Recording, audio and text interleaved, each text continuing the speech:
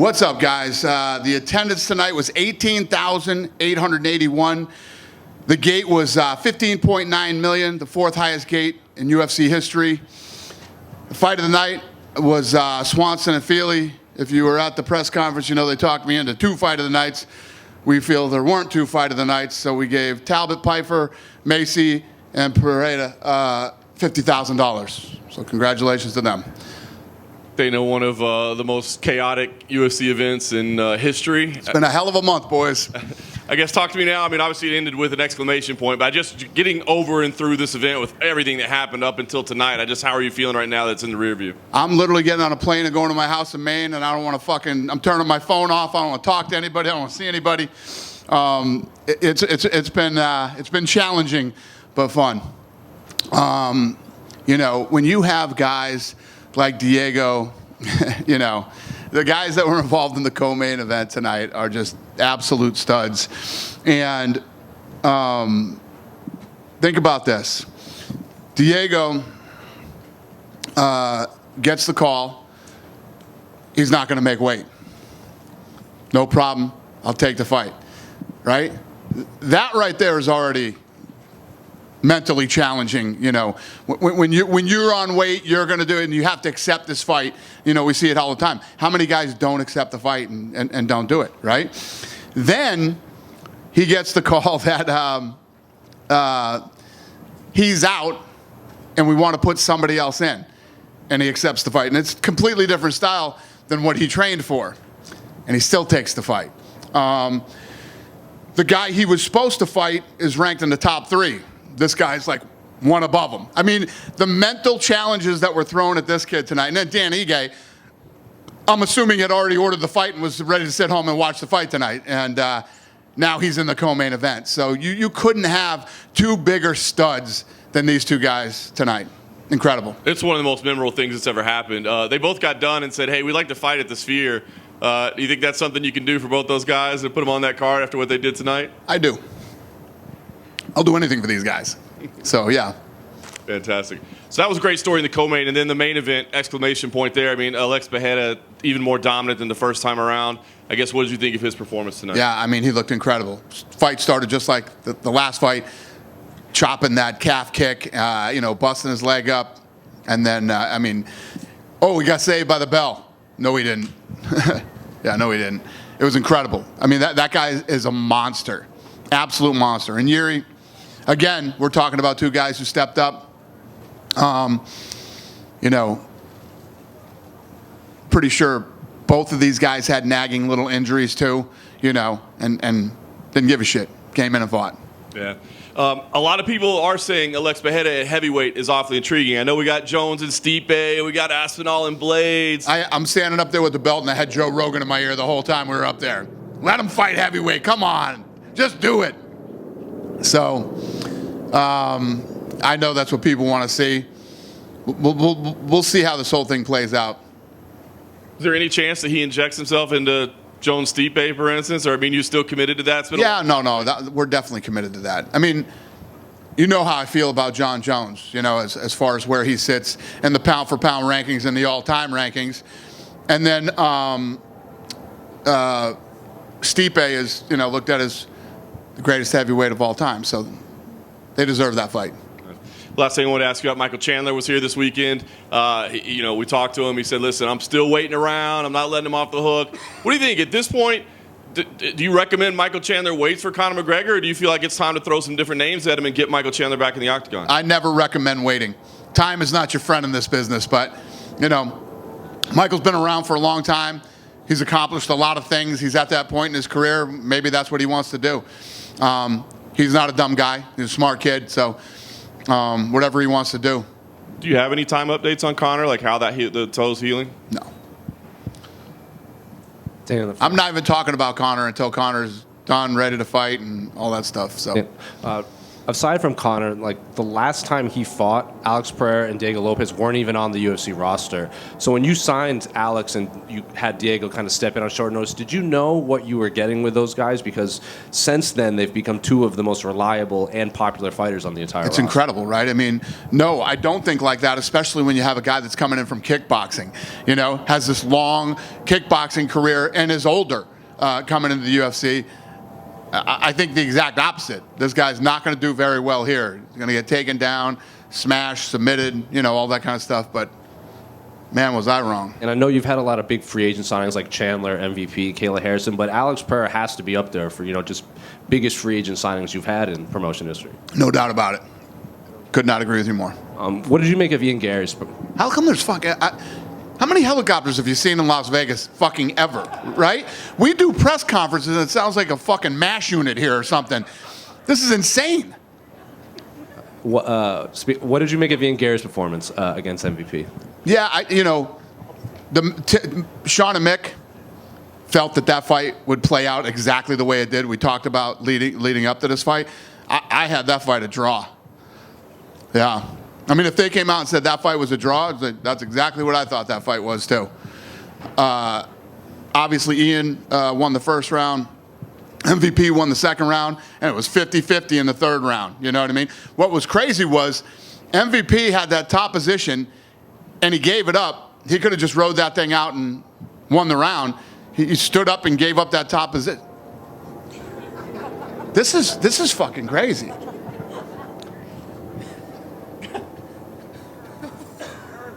You have another question for me? Yeah. Ian said that he wants to fly to Manchester and is willing to weigh in as a backup for the welterweight title fight. Is that something you'd be willing to entertain? I don't know. I'm not. No, you know how I am. I don't think about that stuff until later. And then just two last ones for me. Michelle Waterson announced retirement. You had the video package queued up. What did you just reflect on her career with the UFC? I love her. I love her family. And they're such awesome human beings. And it's always rough when you see, one of the longtime fighters and somebody that you truly care about. That's her last fight, and when they stood up at the end of the third round, both her eyes were swollen, and I say it all the time. This isn't a job. This is an opportunity, and time catches up with everybody in all of sports. And tonight was her night. So,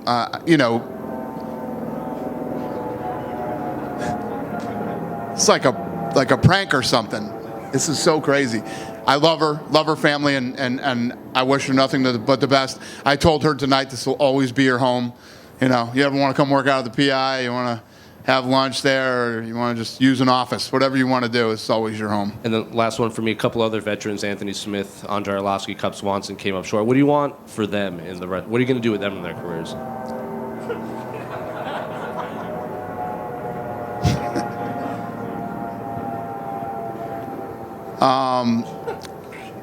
This is Andre's last fight. I don't know what Cub's going to do.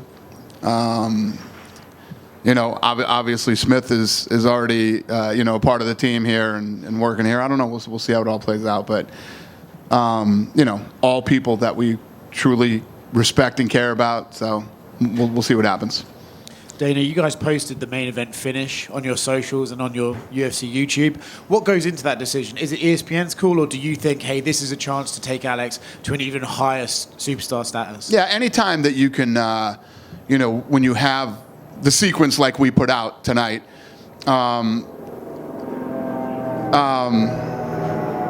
that's probably people leaving. This is insane. This is literally crazy. But we talked to ESPN, and listen, I said this a couple times when I first got into business with ESPN. You got to work out all the kinks and bugs and working with each other. We've done that, and I'm in a great place. I have a great relationship with ESPN, and we work together to build the sport, build the brand, build their platform, and we really work well together now. So that's how that works. It's a pretty good place going into negotiations for next year. Is that what? It means you guys are in a pretty good place going into negotiations. I've already had all the headbutting I could have with ESPN to get to where we are now, to have this incredible relationship that we have. I can't say enough good things about the relationship that I have with ESPN right now. Okay. As far as the rights deal coming up, it is what it is.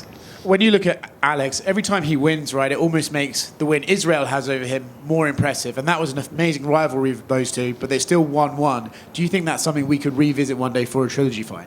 What's the question again? What did you say? Do you think we could ever see Izzy versus Alex 3? I mean, they're still at the top of their game. I don't know. You could. Who wouldn't want to see the fight? I mean, they're great fights. But what it sounds like to me, not just Joe Rogan and everybody else, they wants to see him go to heavyweight. And when we were talking to him tonight, he doesn't give a shit. He said, I'll fight at heavyweight. I'll fight wherever you want, whenever you want. He's ready to turn around and wants to fight again right away. So he's that guy. He's a savage, man. The guy's an absolute stud. And not to mention the fact that he's a smart guy and realizes time isn't your friend in this game. And get in there, accomplish as many great things as you can. Like you guys were saying, whoever said it earlier, look at what a huge star he's become in such a short amount of time, because people in the fight business love guys who want to fight, love guys who want to finish, love guys who want to compete. As a fight fan, he's like the ideal fighter that you would follow and become a fan of. Dana in here. Kind of going off that, you said $16 million gate. I know it was over 20 with Connor, but that's still not much of a drop-off. I mean, does that speak to Alex's star power, the card as a whole? What do you kind of attribute not many people doing refunds to? Well, I think what happens is that we have built up this trust level with our fan base that they know when they show up that we're going to put on a good show. And that was even with, when the main event falls out, you're able to get refunds. So I think the thing was you could have got like a 50% refund after the fight fell off, and people didn't do it. They came and came in for International Fight Week.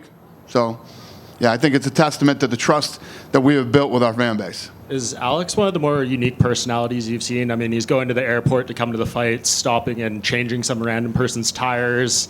He has the walkout, just all these different kind of unique elements to him. Well, how about the fact that when we called him, he was on vacation in Australia, touring around there, going to children's hospitals, training in different gyms, doing things with sponsors, and the guy jumps on a plane and says, yeah, I'll take the fight, and goes right into camp to train as much as he can before the fight. He, like I said a second ago, he's the kind of fighter that fight fans fall in love with.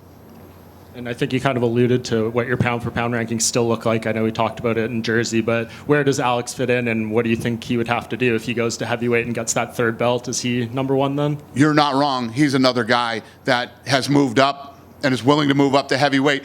So for all those that don't know what the pound-for-pound means, that's what it means, guys like that.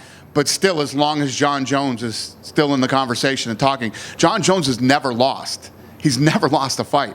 And like I say, the most amazing thing about Jon Jones, you can say whatever you want about him, his lifestyle outside the octagon, it's not like this guy was, checking, had the greatest nutritionists and was, it's quite the opposite of what happened with Jon Jones outside the octagon, and he's never lost a fight. And just last thing for me, I know Brian Ortega didn't end up fighting, but we had the situation in Saudi Arabia with Kelvin Gastelum where it was like close to weigh-ins. He had his opponent, have to move up a division. It was kind of similar with Brian. Is there anything you can do, like in these situations where it's, just before weigh-in and the fighter is informing their opponent that they're not going to make that weight class? Yeah, it's one of the worst things that happens. And when you have two guys and one guy makes weight and the other guy's, it sucks. But it's also something that you're going to run into when you're asking people to come in on short notice fights. I mean, it's tough. It's a tough part of the business. What do you do with Brian going forward? Is he going to be at 55? I know he told me that he was originally planned a lightweight debut at the Sphere before this came up. Yeah, I don't know. We got to see how he bounces back from this and let him recover, make sure he's okay before we even start talking about what's going to happen with him again. Dana, a couple back here. Yep. Yeah. First, it was recently announced that for Noche UFC, the UFC will have its first title partner, Riyad season. What were some of the factors that compelled the UFC to do this? I spent $17 million on production, and it's not even September yet. But just one more on that note. I know it's something you've traditionally been very much against, but what, if anything, could Riyad's season do to compel you to cross-promote? Obviously, there's that Francis Ngannou fight that you think is not going to happen, but is there anything Riyad could do to maybe twist your arm on that? Well, I actually respect Sheikh Turki. He's a nice guy, and we have actually formed a relationship over the last couple of months. I respect what he's done with boxing. Now, this is the only guy that could ever pull this off, making these big fights. And the fight was good. It was a good, entertaining fight. You didn't have guys that went in there and tried to avoid a fight so they could try to hopefully get to the next big payday. I think that what this guy's done in a short amount of time is pretty incredible. So we're obviously talking about lots of different options with this guy, and I respect him. I like him. So we'll see what the future holds. Thank you. Dana, over to your left over here. Yeah. What is your reticence, or has been your reticence, about Alex at heavyweight? Because you've never seemed to be into it, right? And even the way you described the story with Rogan, you don't seem to be into it. Why not? It's not that I'm not into it. You know, the guy was a middleweight, then moves up to light heavyweight. You know, he's had a couple fights there, defended his title. But it's not like this guy's been in the division for 2 years and, you know, he ran through everybody that's in the division. It's like, come on, what's next? At least let him move to heavyweight. I think that when you think about this, like when those two squared up, not just him, Yuri too, when you see me standing in the middle of these guys are fucking monsters, man. They're big guys. Imagine that they were both middleweights at one time. It's insane. But they look good at light heavyweight. It's a whole nother level going up to heavyweight. I mean, even as big as Jon Jones is, as good as Jon Jones is, you know, when Jon Jones was moving up to heavyweight, we're like, this is going to be interesting. It wasn't. But don't you think, like, when you look at it, you go, Alex was 230 today. I saw his thing on the scale. He was 230. If he puts on 15 pounds, he's the same weight as Jon. And you're talking about perhaps the greatest single accomplishment in combat sports history, right? You know, doing what Alex would do if he does that. And, you know, you normally embrace those kind of big historic things, and this one you don't seem to have that same fervor for. Not true. If he cleaned out a division and we were like, there's literally nobody left for this guy to fight, and he's 37. If he wants to move up to heavyweight, that's not the case. And when you think about, you said he was 230 today, right? Chuck and Forrest Griffin used to walk around at 230, and they would cut down to 205. That's not big. Some of these heavyweights are, you know, 265. They're cutting to 265. It's just a whole nother level. I mean, that's why I think this is the problem with the conversation that we're having here, and why people aren't giving Jon Jones the respect for pound. This fucking guy destroyed the best heavyweight in the division. Easily made it look like nothing. Jon Jones is the pound for pound best fighter in the world and the greatest fighter fucking ever. Period. End of story. Well, I don't disagree with that, but he hasn't fought in a long time. But, you know, in Stipe, or in a longer time. He got hurt. I get it. I'm not criticizing him. He was trying to fight. I'm just saying, yeah. No. Yeah, well, it's not like he's just fucking sitting around and doesn't want to fight. The guy came to fight. It's the first injury he's ever had. And listen to me. I'm not defending Jon Jones. You know what I mean? Jon Jones has been one of my biggest fucking headaches in the entire time that I've been in this company, right? And, you know, the guy hasn't been the model, fighter in the company. No matter what you think of Jon Jones, he's the fucking best ever, and he's the pound-for-pound best fighter in the world. And he's the pound-for-pound best fighter in the world. Yeah. Well, except that he hasn't fought in the last year, so he's not. Because he got hurt. He got injured. But if you don't... If you were coming into a fight and you fucking got hurt, that means you're not the pound-for-pound best fighter in the world anymore? How does that even make sense? It doesn't make sense. When he fights... Right? If he was sitting out and fucking getting arrested and running around or whatever, and you're like, you know, well, Jon Jones is inactive, I'd say, maybe you're right. But as an educated adult who knows the fight business, you cannot deny that while Jon Jones is active, he is the greatest fighter in the world. Did I not say that? Yes. I don't know what you're arguing about here. I don't even know how we're in this conversation. Where are the helicopters when you need them? Because you're screaming and hollering. Well, let's change to a better topic then. I was outside talking to Ige when you walked in, so I didn't hear what you said about him. But what do you think he did for his career tonight, taking this fight and performing the way he did? Right, he had a guy that won his last 2 fights in a minute or less, and he performed extremely well, taking it on 3 hours' notice. What do you think he did for himself tonight? He didn't lose. You can't lose. When you come in like Ige came in and you do what he did, this is not a loss. He was supposed to fight on the 20th. I think we should keep him on the card on the 20th and let him still fight again. And I think what he did is he already had a tremendous amount of street cred, and it just went through the roof tonight.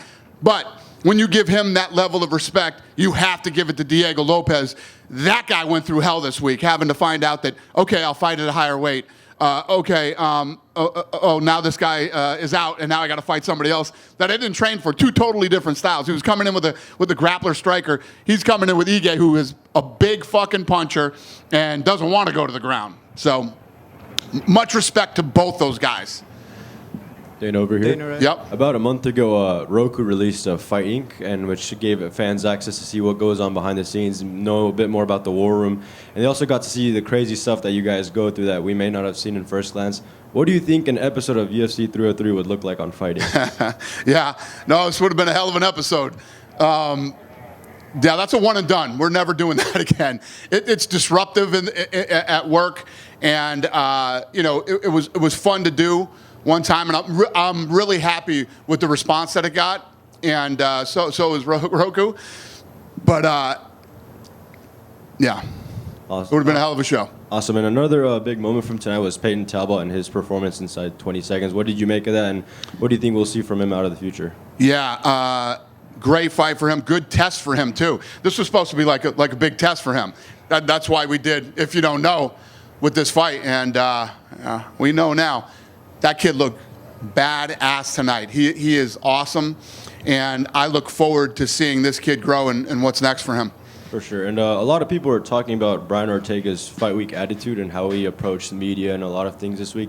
And What happened? I don't know anything about it was just kind of like more bland than usual. I mean, No, listen, I told the matchmakers yesterday, he was acting very strange during the weigh-ins yesterday, and yeah, it was definitely, he was definitely off. yeah, I was gonna say this. I don't know what's wrong. I don't know if he has personal problems. I don't know if he probably started cutting weight, trying to get down to weight early and probably didn't feel great, or whatever the thing was. There was definitely, I don't disagree with you, there was something off with him. So that's why I was saying when he was asking me about what do you do with Ortega now, you let Ortega rest and heal himself and figure out whatever's going on with him. And then when we feel that he's right, we'll talk about a fight again. For sure. And last one for me. I know we're less than 3 months out from No UFC, and I know you guys had a lot on your plate this week, but is there a timeline when we can expect an announcement for the main event and all that stuff for that? Yeah, so today was a big day because our board of directors and a bunch of other people flew out today and wanted to see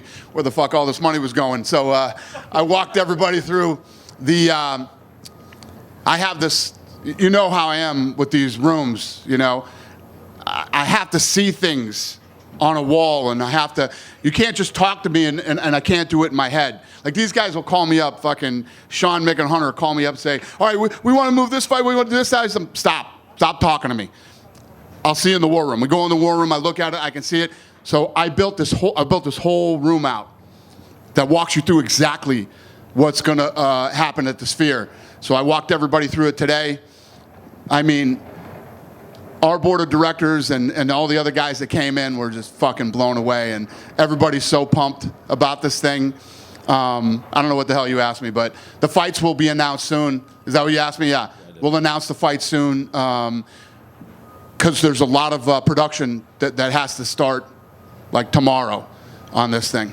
Thank you, Dave. It's going to be incredible. It's going to be the most incredible fucking thing that anybody has ever seen in sports. Dana, in the Sphere, it's going to be right here.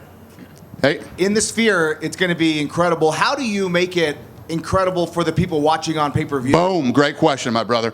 So normally when we do a fight, we have a truck, there's going to be 4 trucks for this event. There's going to be 4 trucks.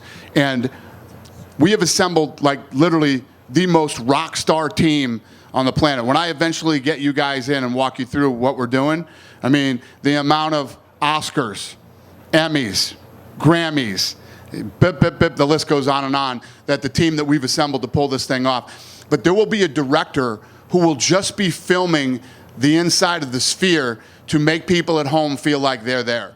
What we're going to attempt to pull off, I told you a million times, you're like, oh, he's always fucking, I'm telling you right now, this will never, ever be replicated. Nobody will ever do this again. It won't make sense for anybody. It's just too much money. This will be one of the greatest things you've ever seen live, and we're going to try to pull off one of the greatest things you've ever seen on TV, too. Awesome. Just one question from me, one more. Ian Garry said that you guys offered him Colby Covington. Is that true? Well, he was screaming at us through the octagon, I want Colby Covington next. Did Colby reject the fight before? Did he give you a reason at all? No. Colby doesn't reject fights. Colby will fight. Thanks. Yep. Dana, just one right here in the back. So speaking of short notice fights and everything like that, your production team coming down to the wire with everything going on. I know you're always high praise of them. What did you make of everything going on tonight? I got the best team in all of sports, man. I'm telling you. We had to...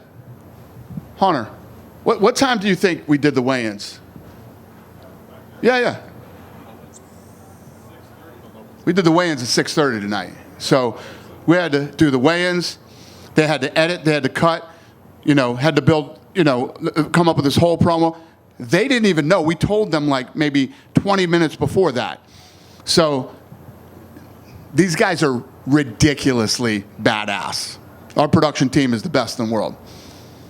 I also want to follow up one quick thing. You were talking to Kevin earlier about weight classes and everything. Do you feel like Diego's and just this co-main as a whole, that kind of, in a way, just looking at 165, would you ever be open to the idea still of trying to open up a 165 division or not really? Never, ever. Not while I'm here. Dana, Yeah. right back here. Dana, International Fight Week, obviously all week you had the convention, you also had the Hall of Fame. How happy are you with what you were able to bring to the fans leading up to fight night in terms of the festivities? Am I happy about it? Or just I'm how do you feel overwhelmed. about everything came together and what you were able to bring to the fans? And can you tease something new in the years to come to improve it? Well, that's what International Fight Week is. And every year we try to bring something different and new. I thought what was cool this year is the deal that we did with Topps. And me and Ruben went out there, and Ruben was giving all those cards away. I mean, some of those groups of cards are worth $4,000, $5,000. And they were literally, we did this, opening, and he gives those cards away. I love that, and lots of other things that we've tried. And yeah, and Power Slap. Who went to Power Slap last night? It was fucking awesome.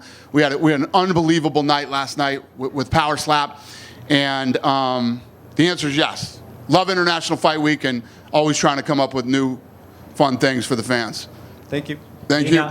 Hey, perhaps it's very premature to ask this, but Ecuador, I'm from Ecuador, and all the Ecuadorians would like to know if we can be able to see Michael Morales on Sphere on September. What's the question? Oh, we haven't announced the card yet, sir. This event would be like the best of the all events again in UFC. What's he asking me? Is what? Oh, well, first of all, I will tell you this about the Sphere. It will be the biggest gate of all time, number one. Number two, it won't be the greatest UFC event of all. It will be the greatest sporting event of all time. This is gonna. Did any of you see U2? Has anybody gone there and seen U2? Okay, very few of you. Did any of you see the other thing? The other, what is that, Life or whatever the hell that thing is? You saw it? And what was your opinion? What did you think? So what's crazy is, I don't want to tell too much because we had a documentary coming out that you guys got to watch, but Tom Brady called me and said, you want to go to U2 with me? I said, when is it? He said, this weekend. I said, I'm in. I went to U2 and I watched the show. And halfway through the show, I was like, holy shit, this is incredible. And immediately I realized that U2 was not the star of the show. The Sphere is the star of the show. And what they had done was cool and whatever. We are going to take this thing to a level that it's just, and I've told you about my what I think of Mexican people, right? one of the baddest human beings that have ever walked the face of the earth. They're Mexican. Mexican people are very tough, durable people that work hard. They support each other, and very loyal to other Mexican people. They'll work hard all week and spend their entire paycheck to support other Mexican people. And this show is literally going to be a love letter to the people of Mexico, their history, their heritage, their toughness, their durability, and their future. I'm telling you, bless you, sir. It's going to be awesome. I'm really, really, really pumped up and excited about this, so if you can't tell. Light heavyweight division. It's always been the glamour division of the UFC. Tito, Chuck, Jon Jones. Then after Jon Jones, it was just bleh for a little bit, and now he's brought life back to it. Well, that's rude. Yes, you're right. He has, and that's why everybody wants to see him jump to heavyweight so fast. I want to see him fight some more guys in that division. So, yes, the answer is yes. Yeah, he sure has. When Mayra Bueno Silva ran over to you after her fight, what was she saying to you? She was spraying blood all over me and Ari Emanuel. I had blood on my face, on my head, on my suit, in my mouth. She said, "Can I jump out of the octagon?" And I fucked up and said yes. I should have said, "I'll talk to you in a little while." But she, what she was saying. She's tough. She's like, "This is bullshit. You shouldn't have stopped this fight." And I said, "No, this was a good stoppage. You have a nasty cut on your forehead, and you're bleeding all over us." And my final question, it's a little older news, but you've been around the fight game for a long, long time. What were your thoughts on Ryan Garcia? He was acting crazy up until the fight. Then everyone was like, he's not fit to fight. Then he says he was faking the fight. Goes out there, beats Devin Haney, tested positive.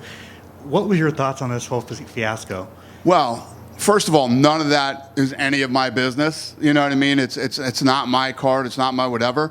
But I think that with all, I hate talking about drug testing, but with all of our knowledge that we have in the years that we've been drug testing, we believe the people who handle the drug testing that he had tainted, he took a tainted supplement, and that he did not cheat. And if he had the right people around him and had the right, that wouldn't have happened. We're pretty confident it was a tainted supplement. I got no skin in this game. I don't give a shit. You know what I mean? It's not my fight. It's none of my business, and not my place to even talk about it. But from what my team tells me, and these guys are the fucking best, tainted supplement. Dana, right here in the front. Yep. You're right here. We've talked about strikers over the years. Anderson Silva is one of the most decorated strikers. Israel Adesanya is Alex Pereira now the best striker that you have ever seen in the octagon? That's a good question. Off the top of my head, I don't know. I mean, I have to, Shogun Hua. I mean, there's so many guys that have been here. But there's no doubt about it. Like that gentleman just said, he brought back excitement and energy to the light heavyweight division, and he's a bad boy, man. Kicks, punches, the way his defense, the way he blocks punches, he's definitely up there. One more for me. In terms of meteoric rises, have you ever seen somebody ascend as fast as Alex Pereira? We saw how quickly Conor McGregor moved up, but right. I think this is even faster. Yeah. No, we have. Israel too. I mean, you got to give it to Israel, especially these guys that came from, one-dimensional sports, and then they're able to come here and compete like they have. It's very impressive. But he's definitely one of the fastest. I mean, that actually might be a stat, right? Isn't he is he the fastest? Fastest double champ ever. So the answer is yes. What the fuck I was just babbling about before that. Yeah, the answer is yes. In less than 3 years, Alex Pereira's got 8 wins, titles in 2 different weight classes. Do you think he's the face of MMA? Yeah, listen, you saw tonight what happens when he walks in.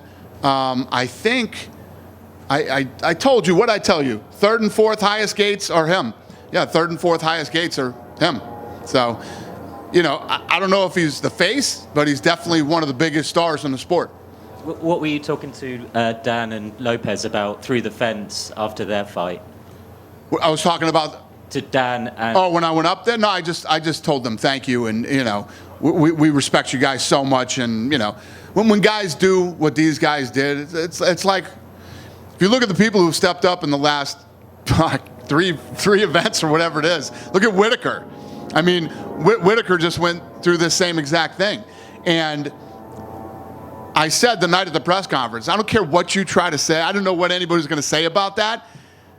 Fucking Alaskarov is a bad dude, man. And to have that switched out, and especially where he was sitting in the rankings, Whitaker, for him to accept that fight and take it, it's a different day and age, man. These guys are all built different than back in the day.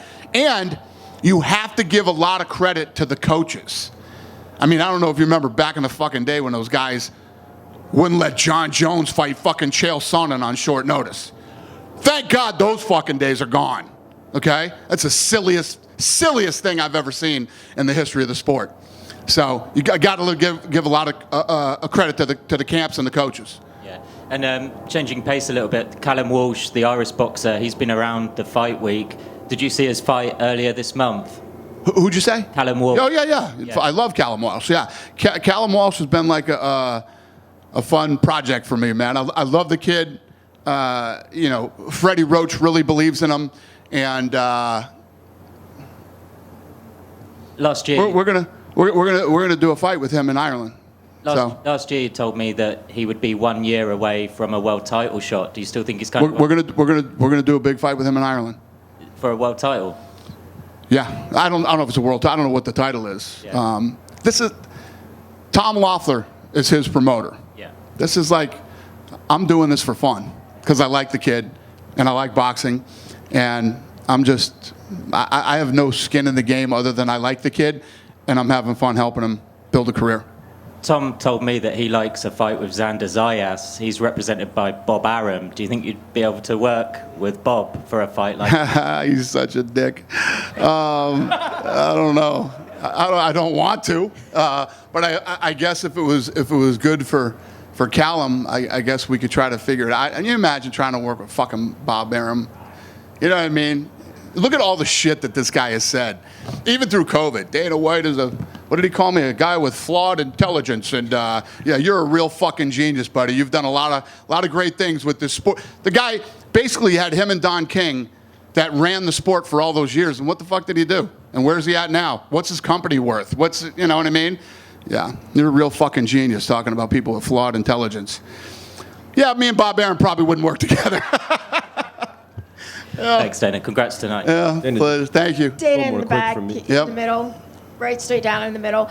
Hi. With as fast as the business is moving, you've got productions all around the world now. Is the business at a place where fighters really have to just always be ready? It's not just when your fight is coming up, because things seem to fall out all around the world. And so do you need fighters to understand that now? Well, you're either that guy or you're not.